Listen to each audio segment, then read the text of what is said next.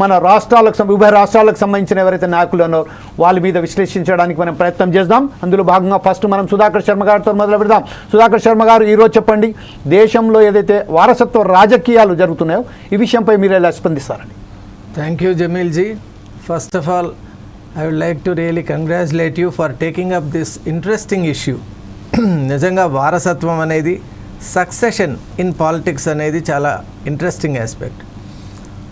మరి ముఖ్యంగా మనం గమనిస్తే వారసత్వం అనేది నాయకత్వానికి ఏ విధంగానూ అడ్డు కాదు.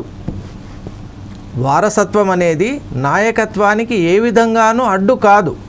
కానీ వారసత్వం మాత్రమే నాయకత్వానికి ఒక ప్రాతిపదిక కానీ అర్హత కానీ అయితే నిజంగా అది క్షమార్హం కాదు.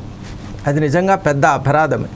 ఎందుకంటే ఒక ఉత్తమ నాయకుడు అంటే he comes by his own effort, own character and own contact and direct contact with the people.